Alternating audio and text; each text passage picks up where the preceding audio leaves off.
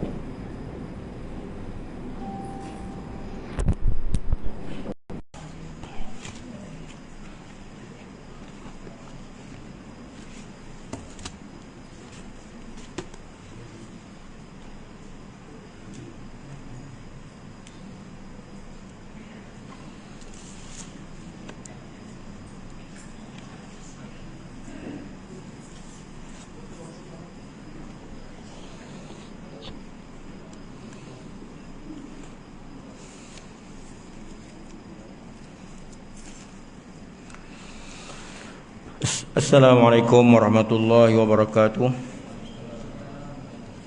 Al-Fatihah.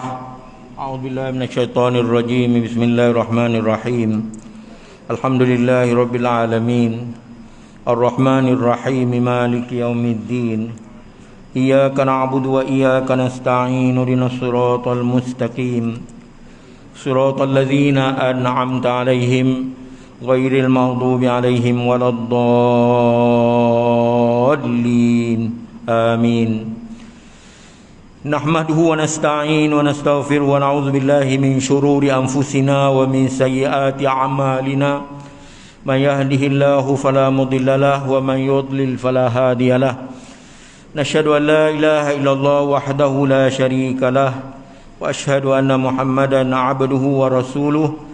Subhanaka la ilma lana illa ma 'allamtana innaka antal alimul hakim. Allahumma aftah alaina hikmataka wa anshur alaina min khazaini rahmatika ya arhamar rahimin. Yang dihormati ahli jawatan kuasa Surau An-Nur, para jemaah yang dihormati sekalian, alhamdulillah dengan izin Allah Subhanahu wa taala serta taufik dayanya dapat kita meneruskan pengajian tafsir Al-Quranul Karim dalam surah Maryam ayat yang ke-21. Ya, seperti biasa saya bacakan dahulu firman Allah SWT pada ayat 21 ya. A'udzubillahi minasyaitonirrajim.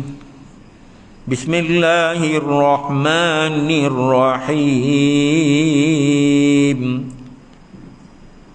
Qala kadzaliki qala rabbuki huwa alayya hayyin walinaj'alahu ayatan linnasi wa rahmatan minna wa kana amran maqdiya.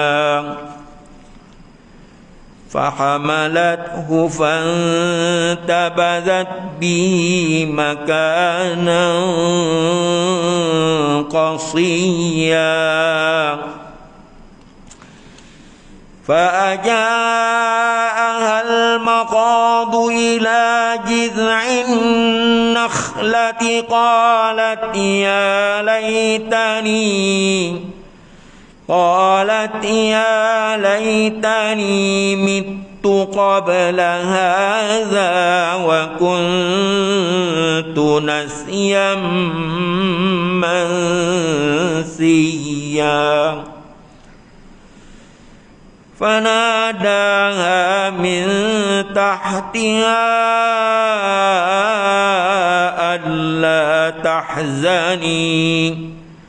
ألا تحزني قد جعل ربك تحتك سريا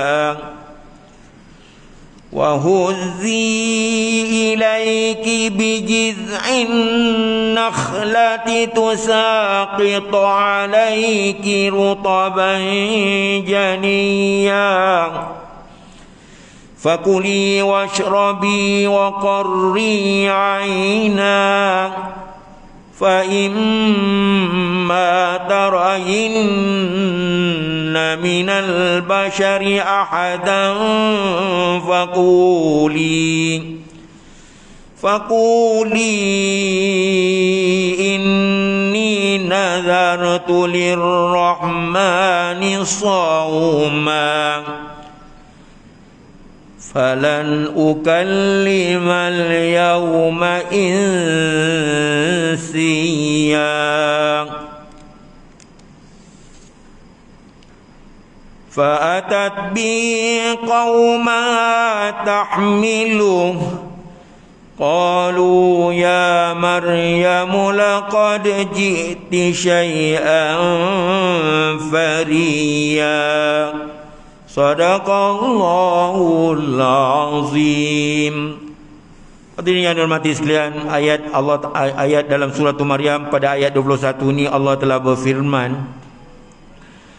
Dia menjawab, begitulah yang akan berlaku. Tuhan kamu mengatakan, hal itu bagiku adalah mudah, dan perkara itu hendak kami jadikan keterangan bagi manusia dan rahmat dari kami, dan adalah dia suatu perkara yang telah diputuskan. Jadi tuan-tuan sekalian, malaikat Jibril alaihi salam yang ditugaskan untuk pergi kepada Maryam yang sedang iktikaf di Baitul Laham pada masa itu. Apa yang engkau hairankan itu memang sudah ditetapkan oleh Allah. Jadi malaikat Jibril kata kepada Sayyidatina Maryam, apa yang engkau hairan ataupun yang engkau pelikkan itu memang sudah ditetapkan oleh Allah dan pasti berlaku. Ini qada, takdir yang telah ditentukan oleh Allah Subhanahu Wa Taala, pasti berlaku. Yang mana Allah berkuasa menciptakan anak yang akan kau lahirkan tanpa berbapa.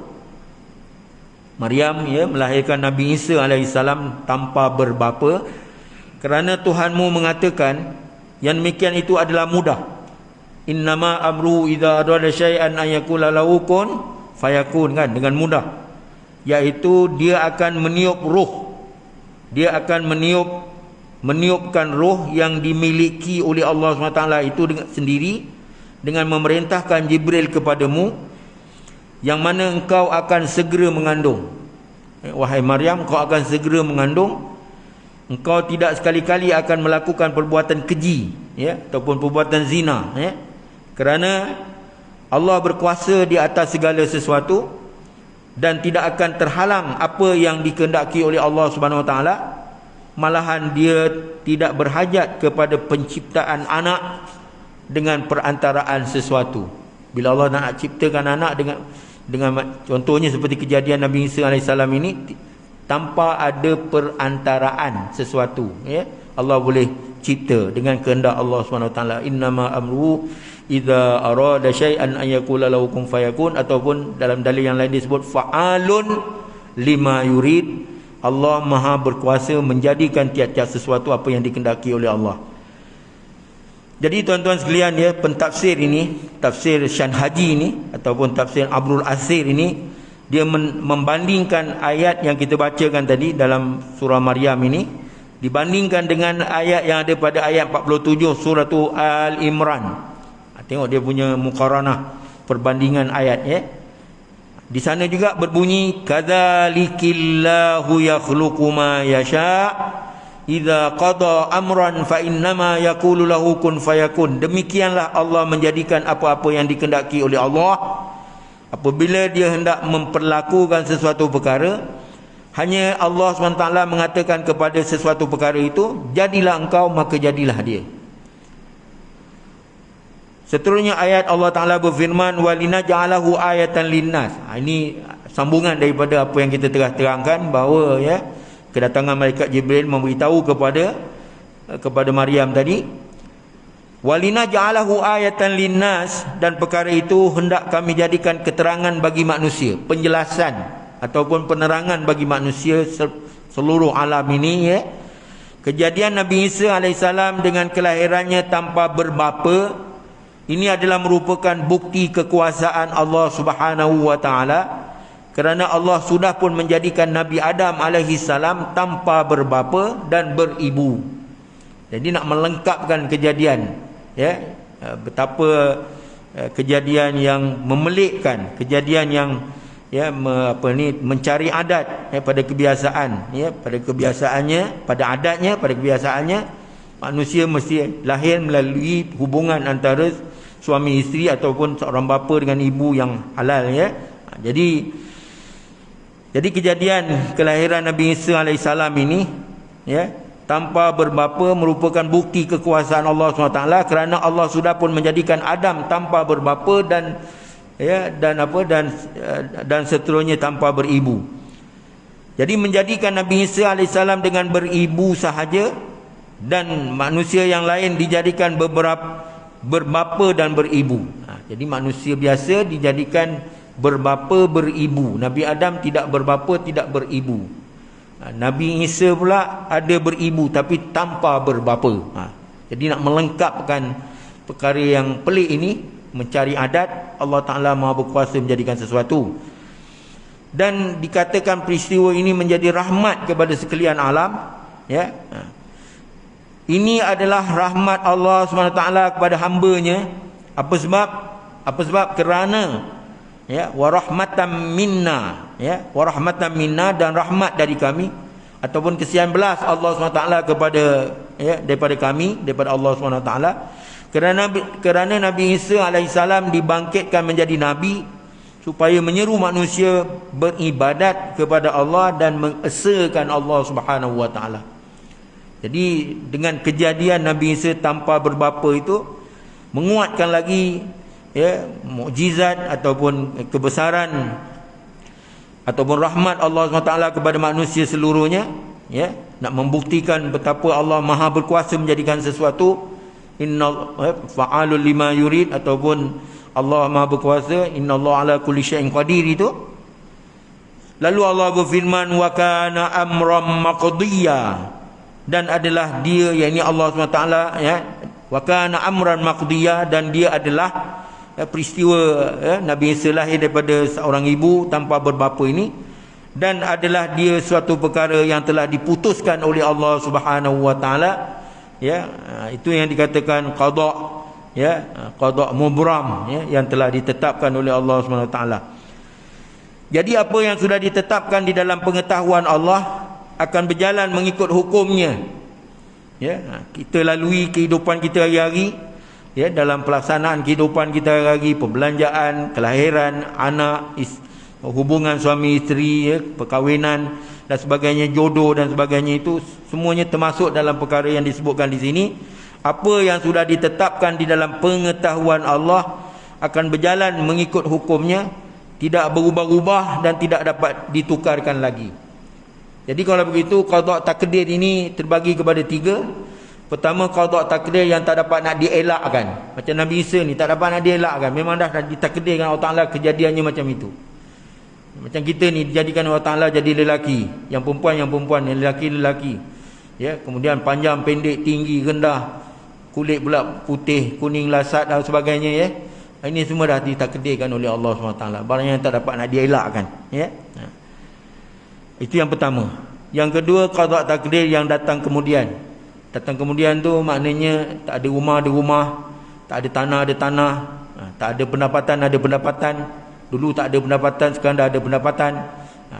Dulu tak ada anak cucu, sekarang dah ada anak cucu. Kemudian kita begitu juga, dulu, ya, dulu zaman kita muda, remaja, akhirnya menjadi lanjut umur, menjadi orang lama, orang tua, ya, macam itulah keadaannya. Datang kemudian, datang kemudian, datang kemudian. Katil bujang jadi katil sepasang. Macam itu datang kemudian nama dia. Qada takdir yang datang kemudian. Ada satu lagi qada takdir yang kita disuruh pilih. Qada takdir yang kita disuruh pilih antara iman dengan Islam. Mana pilih? Pilih iman lah. Pilih Islam, pilih antara iman dengan kufur, ya, antara iman dan kufur. Maka kita disuruh ataupun dituntut oleh syarak memilih iman, ya, bukan kufur ataupun engkar dahaka. kita dituntut oleh syarak supaya taat, sami'na wa ata'na, ya. Maka kita disuruh supaya tidak derhaka, ya. Kemudian akhir sekali, dalam masalah memilih ini, saya pecahkan kepada, ya, dalam merujuk kepada buku-buku yang muktabar, ya. Buku Masikah Hadis jilid yang pertama ke kedua begitulah, ya. Jabatan Perdana Menteri dia sebut qada takdir yang akhir sekali itu, yang kita disuruh pilih itu, apa sebab? Sebab kita diberi akal fikiran yang waras, matang, ideal, bijak, boleh berfikir. Kemudian yang keduanya, didatangkan Nabi dan Rasul untuk membimbing kita kepada Allah Subhanahu Wa Taala. Maka kita tak perlu engkar derhaka dengan apa yang dibawa oleh Nabi dan Rasul. Yang ketiga kita diberi pengajaran kepada peristiwa umat-umat zaman silam seperti kaum Ad, kaum Samud, kaum Bani Israel, kaum Lut, semua jadi pengajaran kepada kita. Jadi sebab itu kita disuruh pilih untuk memakmurkan alam maya ini, memakmurkan, menuntut keridaan Allah, mengesakan Allah SWT, begitulah, ya. Sebab itu balik pada ayat ni, wa kana amran maqdiyah, dan adalah peristiwa Nabi Isa dilahirkan tanpa berbapa, hanya melalui ibunya Maryam. Itu adalah amran maqdiyah, perkara yang telah diputuskan oleh Allah Subhanahu Wa Taala. Jadi fahamalathu fantabadat bih makanan qasiyah, lalu dia pun mengandung, iaitu Sayyidatina Maryam terus mengandung, kemudian menyisihkan dirinya ke tempat yang jauh. Dia bawa diri, ya, beruzlah ataupun mengasing diri, bawa dirinya jauh. Jadi setelah malaikat meniup roh menerusi belahan baju yang di depan, dan setengah riwayat menceritakan dari lengan baju Siti Maryam, dan terus masuk ke rongganya, ya, tiupan roh ataupun nyawa tadi. Lalu Maryam pun hamil, mengandungkan Nabi Isa alaihissalam.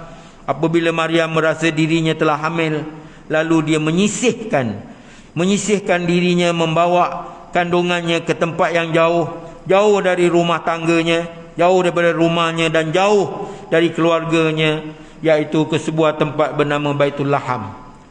Jadi kalau begitu, Baitul Laham, ya, ada merupakan tempat, ya, tempat kelahiran, ya, tempat tempat beriktikafnya Sayyidatina Maryam.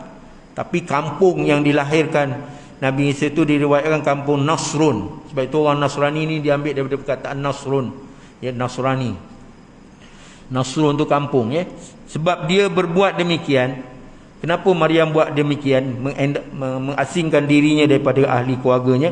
Kerana takut dicela, takut diberi malu setelah melahirkan anak tanpa bersuami. Jadi Maryam telah mengandung mengikut kebiasaan perempuan lain, iaitu 9 bulan.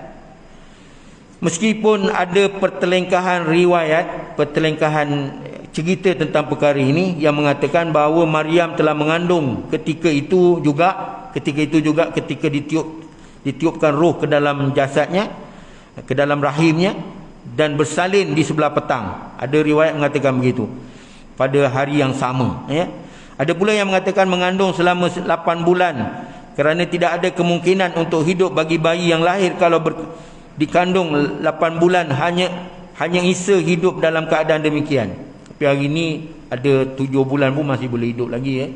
Tak normal lah, ya. Ada pula yang mengatakan mengandung 6 bulan. Ada pendapat mengatakan 6 bulan. Maknanya di sini pandangan menunjukkan manusia masih boleh hidup, ya, sedikala apabila dia lahir baru 6 bulan, tak sampai 9 bulan 10 hari. Dan umur Maryam pula pada ketika itu 10 tahun. Ada pendapat mengatakan dia umur 10 tahun. Tengok tak logik kalau tengok pada adatnya lah. Tapi dengan izin Allah SWT dapat melahirkan anak. Ada yang mengatakan 13 tahun, ada pula mengatakan 16 tahun, iaitu telah mengalami haid sebanyak 2 kali sebelum mengandungkan Nabi Isa AS. Tetapi bagaimanapun tidak ada bukti dari Al-Quran. Jadi sekarang masalahnya, tetapi bagaimanapun tidak ada bukti dari Al-Quran yang mengatakan hal itu dengan jelas. Tak ada. Dalam Quran tak ada. Pasal Quran ni bercerita tentang umum, ya, tentang peristiwa cerita Maryam ini. Hanya menerangkan apabila Maryam telah mengandung, lalu menyisihkan dirinya di tempat lain, di tempat yang jauh kerana hendak melahirkan anak. Fahamalatuhu fantabadat bih, makanan qasiyya. Itu disebut begitu. Jadi menunjukkan bahawa di sini ada cerita yang ditinggalkan, tak penting untuk dibahas secara mendalam, ditinggalkan begitu oleh Quran. Yang penting peristiwanya, macam mana dia boleh mengandung dengan tiupan roh ke rahimnya oleh dengan izin Allah SWT melalui malaikat Jibril. Al-Khazin dalam tafsirnya, seorang ulama mentafsirkan dalam buku tafsirnya Al-Khazin, mengikut riwayat Wahab bin Munabbih, bahawasanya Siti Maryam apabila telah mengandung Nabi Isa, dia ada mempunyai teman lelaki yang selalu bersama beribadat di masjid, namanya Yusuf An-Najjar. Ini riwayat daripada Wahab bin Munabbih dalam kitab Al-Khazin, iaitu saudara sepupunya. Selain beribadat, keduanya berkhidmat di dalam masjid itu. Ni saudara sepupu ni, kalau tengok dalam hadis memang ada kes-kes tertentu, sepupu-sepupu berlaku macam ashabul seorang pemuda yang, di antara seorang pemuda yang ditimpa dengan batu di gua tempat kediamannya ditutup oleh batu. Itu ada seorang pemuda yang ingin melakukan kejahatannya terhadap sepupunya yang perempuan. Itu ada, tak mustahil. Tapi ini tak dikaitkan dengan Yusuf An-Najjar ini. Yusuf An-Najjar ini saudara sepupu. Selain beribadat, keduanya berkhidmat di dalam masjid itu. Selain daripada ibadat, berkhidmat kepada masjid itu, dan terkenal sebagai orang yang paling kuat dan rajin beribadat. Yusuf An-Najjar ini sepupu kepada Maryam ini, Siti Maryam ini. Tidak ada orang dapat menandingi keduanya dalam soal ibadat dan membersihkan masjid. Apabila Yusuf mengetahui bahawa Maryam telah mengandung, Yusuf An-Najjar tadi mengetahui bahawa Maryam telah mengandung, dia berasa hairan dan terperanjat bagaimana Maryam boleh jadi begitu, sehingga dia tergamak hendak mentohmah atau menuduh Maryam sudah berlaku curang. Tetapi teringat tentang ketaatan Maryam dalam ibadat, maka dia berpendapat tidak mungkin Maryam akan melakukan perbuatan curang, sebab Maryam sentiasa di dalam pemerhatian dan jagaan Yusuf An-Najjar. Yusuf An-Najjar tadi, Yusuf ingin membela kesucian Maryam. Jadi macam mana cara dia nak membela kesucian Maryam ini? Tetapi apabila diketahuinya dia telah hamil, maka mula-mula yang dikatakan kepada Maryam, dia kata apa? Hai Maryam, ada sesuatu yang terlintas di hatiku, di benak hatiku mengenai dirimu, wahai Maryam. Aku telah mencuba untuk menyembunyikannya, tetapi aku tidak lagi tertahan. Maka lebih baik aku cakapkan kepada kamu supaya puas hatiku. Maryam berkata, cakaplah dengan kata-kata yang baik. Yusuf pun bertanya, Yusuf An-Najjar tadi bertanya kepada Maryam, khabarkanlah kepada aku, hai Maryam, adakah tanaman akan tumbuh dengan tidak ada benihnya? Bolehkah pohon menjadi hidup tanpa disiram dengan air? Dan dapatkah seseorang anak dilahirkan tanpa ada lelaki? Itu soalan yang ditujukan oleh Yusuf An-Najjar tadi.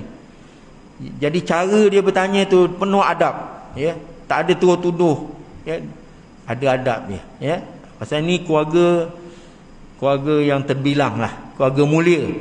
Cara percakapannya pun dalam bentuk mulia juga, Dijawab oleh Maryam, tentu boleh. Bukankah engkau tahu bahawa Allah SWT itu berkuasa menumbuhkan tanaman yang mula-mula sekali pada hari dia dijadikan tanpa memakai benih? Tengok macam mana tanaman boleh tumbuh, pada hari dia dijadikan tanpa menggunakan benih. Hari yang mula-mula sekali tumbuh-tumbuhan itu ditumbuhkan oleh Allah SWT. Adakah Allah Ta'ala gunakan perantaraan benih? Allah Ta'ala kata kun fayakun, jadilah tanaman tu. Tak ada nak mulakan dengan benih. Kalau Allah Ta'ala nak jadikan sesuatu. Bukankah engkau tahu bahawa Allah menumbuhkan pohon kayu dengan kekuasaannya? Tengok macam mana Allah Ta'ala jadikan pohon tanpa disiram air. Air itu datang kemudian, pokok tu ditumbuhkan dulu. Atau engkau katakan pula bahawa Allah itu tidak berkuasa menumbuhkan pohon kayu sehingga dia Allah memerlukan air? Perlu pada air ke? Perlu pada benih ke?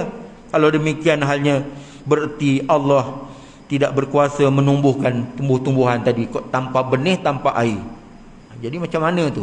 Macam mana pokok boleh Allah jadikan daripada tak ada kepada ada lah, senang ceritanya. Macam kita ni daripada tak ada asalnya, ya, mak bapak kita jauh, ya, tak ada hubungan suami isteri, asam di darat ikan di laut, akhirnya bertemu di dalam kuali. Betul tak? Itu asalnya tak ada.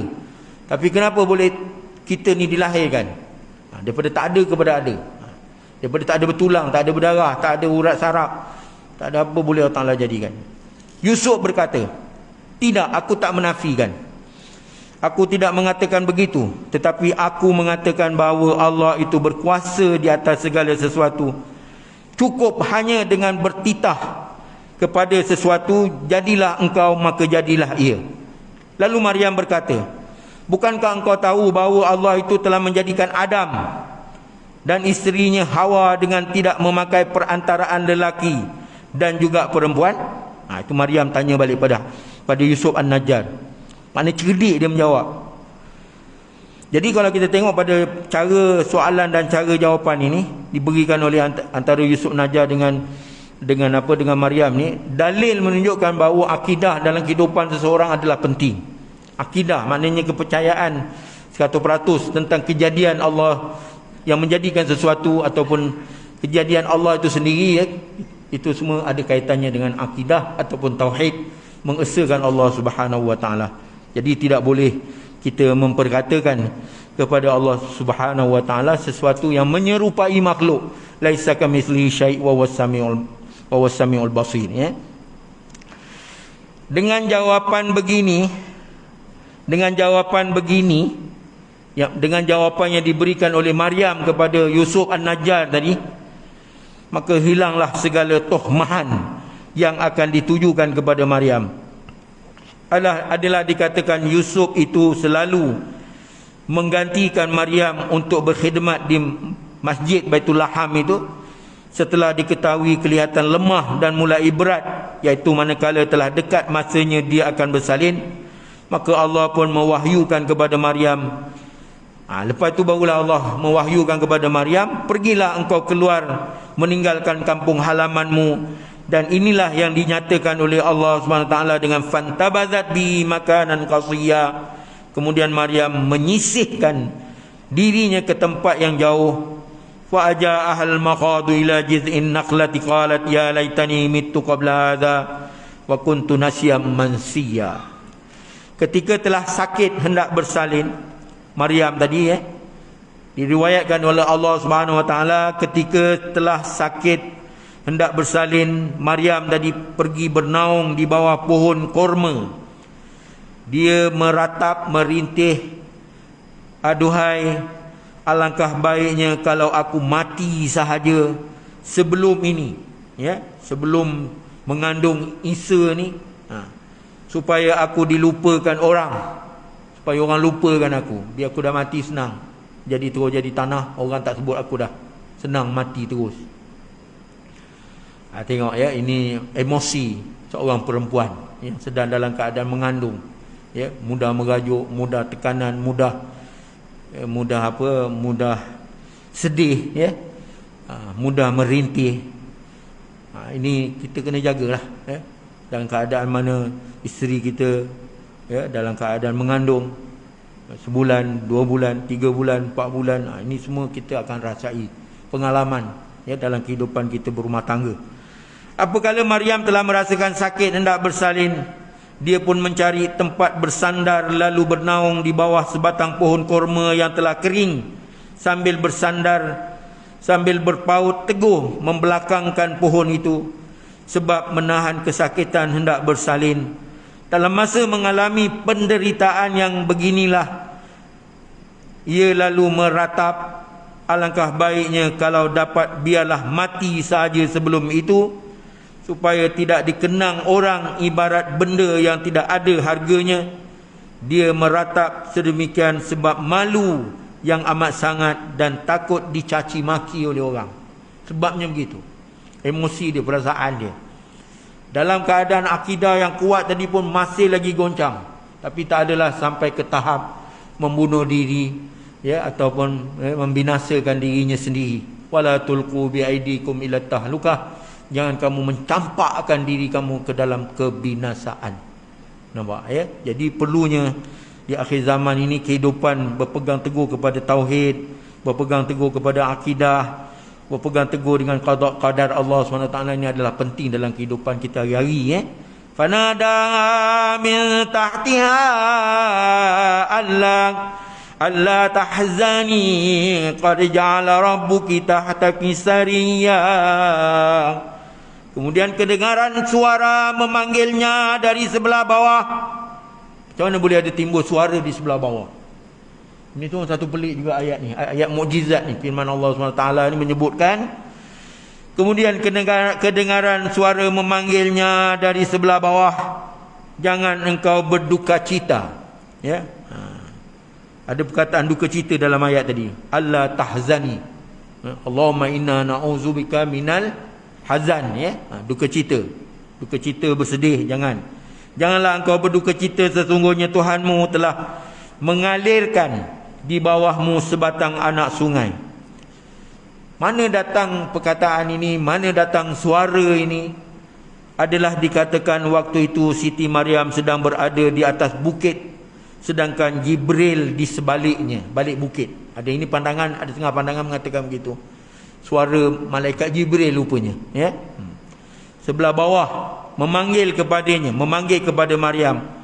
Ataupun yang memanggil itu, ini ataupun ni maksudnya ada suara terbit daripada anak kelahiran anak kelahiran Maryam itu sendiri, iaitu Nabi Isa AS.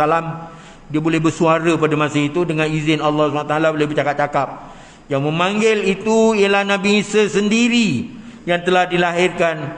Lalu memanggil ibunya, janganlah engkau bersusah hati, Tuhanmu telah mengalirkan sebatang anak sungai di bawahmu. Dua pandangan tadi kan. Satu pandangan mengatakan datang daripada suara malaikat Jibril di balik bukit. Ada satu suara, ada kata mengatakan suara Nabi Isa yang anak yang baru dilahirkan oleh Maryam itu sendiri boleh berkata-kata di masa kecil, ya. Sebab itu dalam Islam ni ada anak-anak masih dalam ayunan buayan tapi boleh berkata-kata. Contohnya Zulaikha, ya, peristiwa Zulaikha dengan Nabi Yusuf, ya, anak dalam buayan berkata. Jikalau baju Nabi Musa, jikalau Nabi Yusuf bajunya koyak daripada depan, Zaliha lah yang salah. Kalau bajunya koyak kalau baju Nabi Yusuf koyak daripada depan, Nabi Yusuf lah salah. Tapi kalau baju Nabi Yusuf koyak daripada belakang, Zulaikha lah yang salah. Tengok-tengok koyak daripada belakang.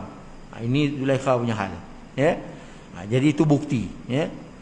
In kana qamisuhu qudda min qubulin, ya, qubulin fasadaqat wa huwa minal kadhibin, ya. Lebih kurang ayat bunyi macam itu, ya, sadaqat.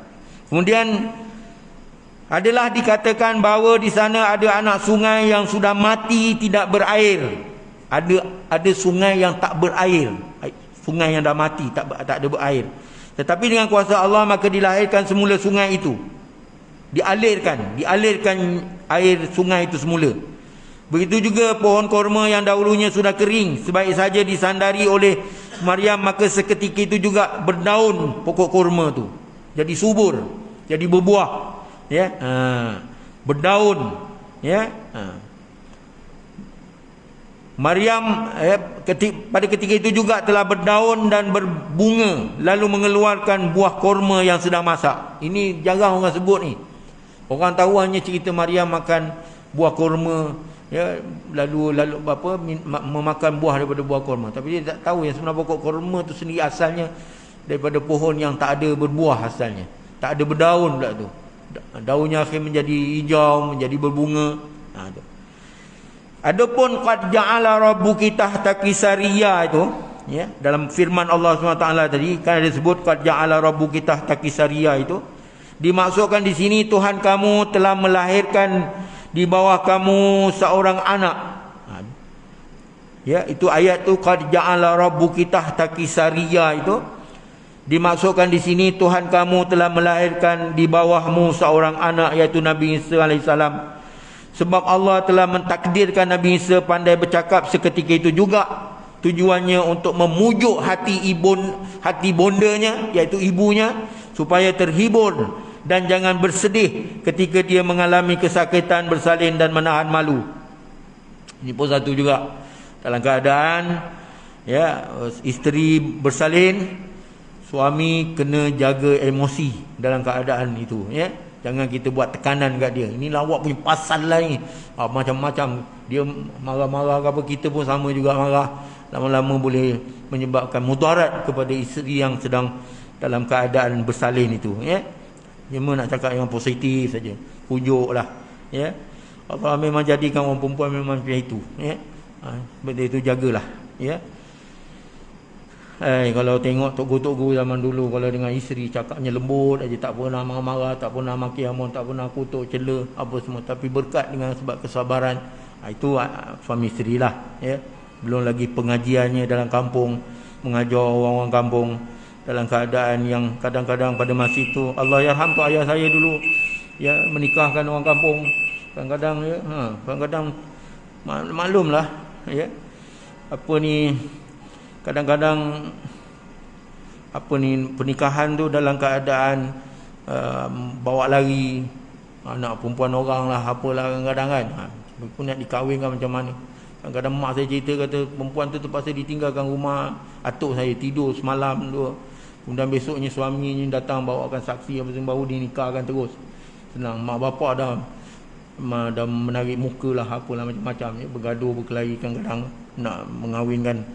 Itu semua cakap cara lemah lembut lah, kadang-kadang, tak boleh keras. Qad ja'ala rabbuka tahta kisaria tadi, menahan malu.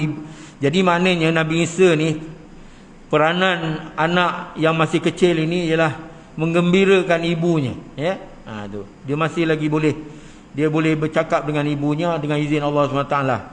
Anak ni cakap lagi, wa huzzi ilaiki bijiz'in naqlah, wa huzzi ilaiki bijiz'in naqlati tusaqit alaiki rutaban janiyya.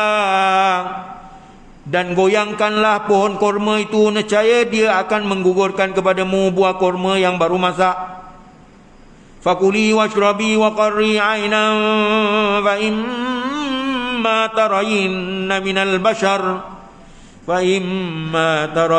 minal bashari ahadan faquli inni nazartu lirrahmani sawma falan ukallimal yawma insiya. Makanlah, minumlah dan senangkan hatimu wahai ibu, kata, ada riwayat mengatakan Nabi Isa yang bercakap. Dan kalau ada seseorang manusia melihatmu, katakan kepadanya, kalau ada manusia yang berjumpa dengan kamu dan berkata kepada kamu sesuatu, aku telah bernazar, berjanji dengan Tuhan yang pengasih untuk berpuasa. Kata Nabi, diajar oleh Nabi Isa tadi kepada ibunya, kalau ada orang cuba nak komen, nak kata apa, kau katakan yang kau ni bernazar tidak mau berkata-kata. Sebab itu pada hari ini aku tidak akan bercakap dengan seseorang manusia pun, kata Maryam. Kalau ada orang kan, apa ni, macam mana boleh lahir anak tanpa bapa ni, tanpa suami, tanpa apa, buat memalukan ahli keluarga kita apa semua. Maryam akan diam. Maryam berkata, aku telah bernazar untuk tidak berkata-kata apa-apa. Kau tanya budak ni, tanya Isa ni yang baru lahir ni, tanya anak lelaki aku ni,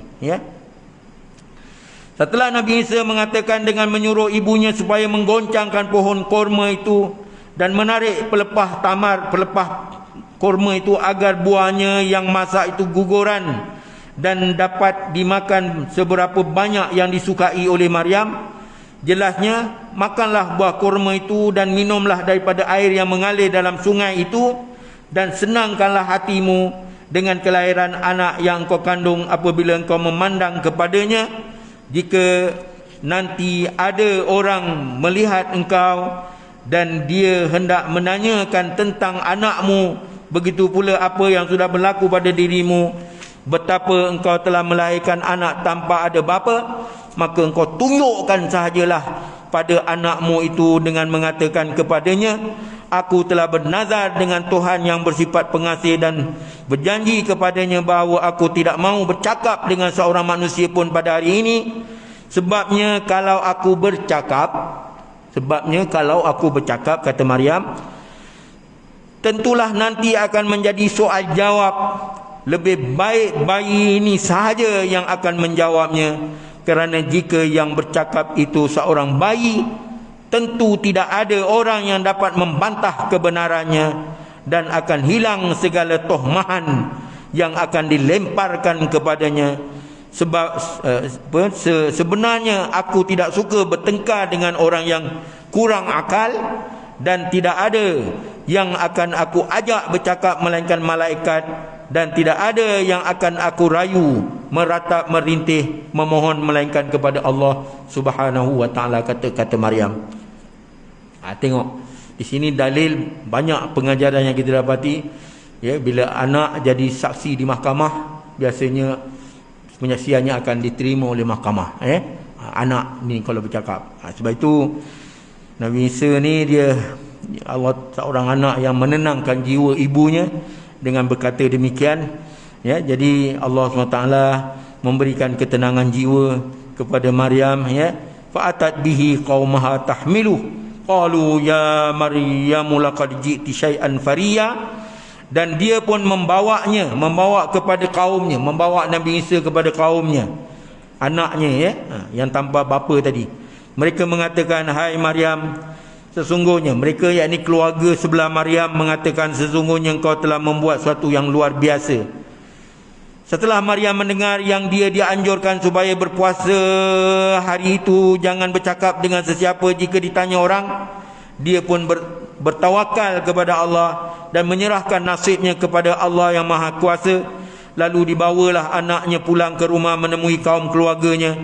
Apabila kaum keluarganya melihat Maryam pulang dengan membawa anak, alangkah terperanjatnya ahli keluarga Maryam. Ya, mereka bertangis-tangisan menyesali perbuatan Maryam dan menyalahkan seraya berkata, hai Maryam, sesungguhnya engkau telah melakukan kesalahan yang luar biasa. Maka berbagai-bagai celaan, bagai-bagai caci maki hamun yang dilemparkan kepadanya, seraya menambah dengan kata-kata seperti, ya ukhta Harun, ma kana abuki ra'a sau'in wa ma kanat ummuki baghiyah. Ini di antara kata-kata yang ditujukan oleh ahli keluarga Maryam kepada Maryam, hai adik Harun. Rupanya Maryam ni adik kepada Nabi Harun, ya, adik kepada Nabi Harun, saudara, ya, saudara dengan Nabi Musa alaihissalam, adik-beradik dengan Nabi Musa alaihissalam. Ya, hai adik Harun. Bukan Pak Harun. Kan kata Pak Harun pula. Hai adik Harun, ayahmu bukanlah seorang yang buruk laku. Ayahmu bukan seorang yang buruk perangai, ya. Begitu juga ibumu bukan perempuan jahat. Itu kata-kata yang ditujukan oleh ahli keluarga kepada Maryam. Mereka memanggil hai adik Harun. Ini adalah kata-kata sindiran. Jadi banyak kita jumpa tadi dalam hubungan macam Yusuf An-Najjar tadi, itu kata-kata sindiran, ya. Jadi kata-kata sindiran ini adalah kata-kata sindiran yang mereka pakai untuk menunjukkan bahawa Maryam itu adalah keturunan Nabi Harun.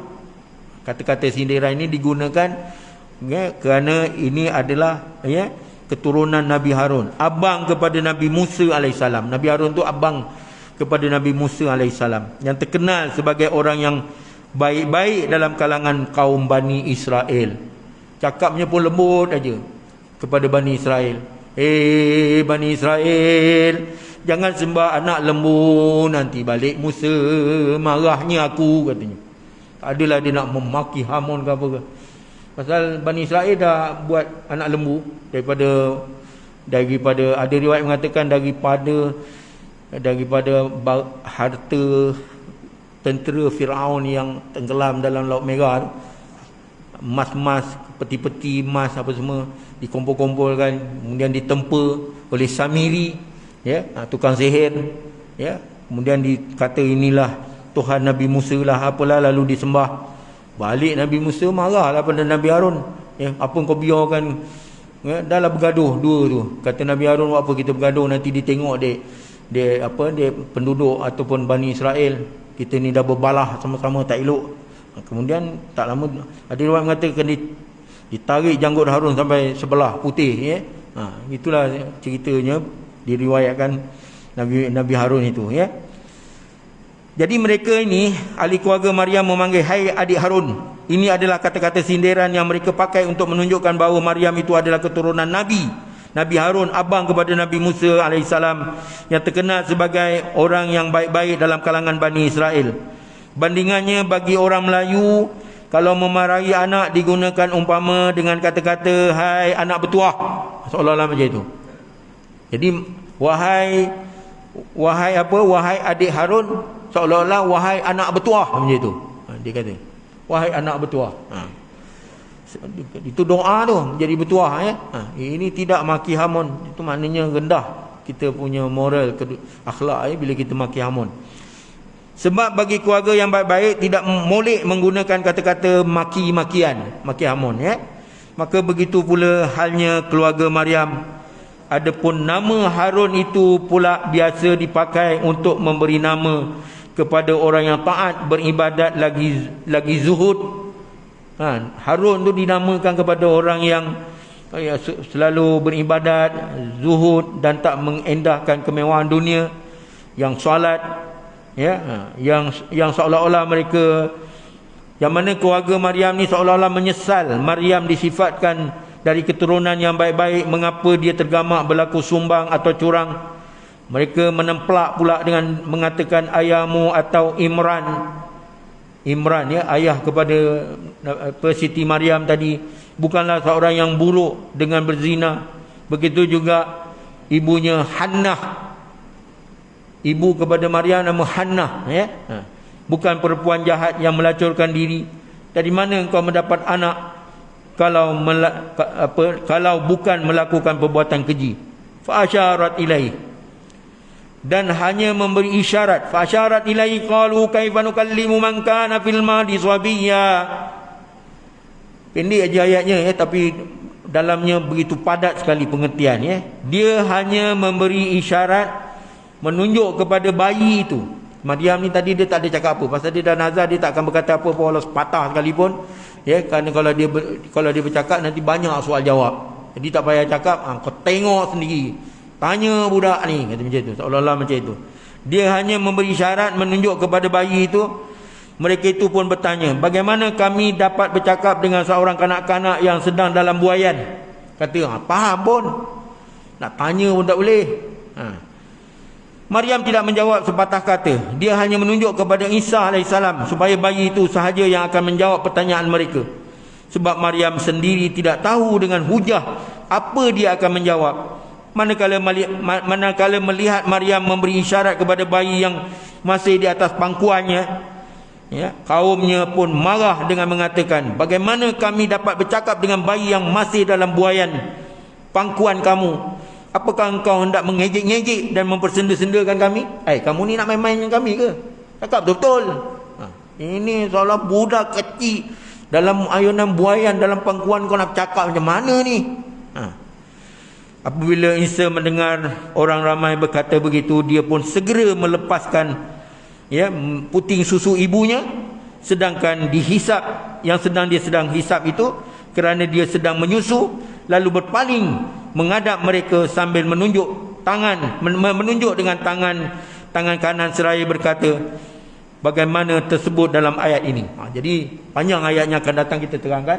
Saya bacakan sedikit. Qala inni Abdullah atani alkitaba wa ja'alani nabiyya wa ja'alani mubarakan aina ma kuntu wa awsani bis salati waz zakati ma dumtu hayya wa barran biwalidati wa lam yaj'alni jabbaran syaqiyya wassalamu alayya yawma wulidtu wa yawma amutu wa yawma ub'atsu hayya. Sampai situlah jawab Nabi Isa AS yang sedang menyusu dengan ibunya tadi. InsyaAllah pada pelajaran akan datang kita akan terangkan apa pengisian perkataan Nabi Isa ketika dia berhujah dengan ahli keluarga Maryam tentang kelahirannya nanti. Nanti kita akan tengok pada bahagian akan datang ya. Jadi kita tangguhkan dahulu. Mohon ampun dan maaf kalau terdapat salah dan silap. Wabillahi taufiq wal hidayah. Assalamualaikum warahmatullahi wabarakatuh. Bismillahirrahmanirrahim. Alhamdulillahirabbil alamin wassalatu wassalamu ala asyrafil anbiya'i wal mursalin wa ala alihi wa sahbihi ajma'in. Allahumma anfa'na bima 'allamtana, Allahumma fiqna lima tuhibbu wa tarda, waj'alna min ibadikas salihin. Allahumma a'inna ala dzikrika wa syukrika wa husni ibadatik. Allahumma arhamna bil Qur'an waj'alhu lana imaman wa nuran wa hudan wa rahmah. Allahumma dzakkirna minhu ma nusina wa 'allimna minhu ma jahilna warzuqna tilawatahu ana al-laili wa atrafan nahar. Subhanallah bihamdihi, subhanakallahumma wa bihamdika, nashhadu an la ilaha illa anta, nastaghfiruka wa natubu ilaik. Bismillahirrahmanirrahim. Wal 'ashr innal insana lafi khusr illa alladhina amanu wa 'amilus solihat wa tawasaw bil haqqi wa tawasaw bis sabr. Wa sallallahu ala sayyidina Muhammadin bil ummi wa ala alihi wa sahbihi wa sallam. Alhamdulillahirabbil alamin. Taqabbalallahu minkum. Allahu akbar.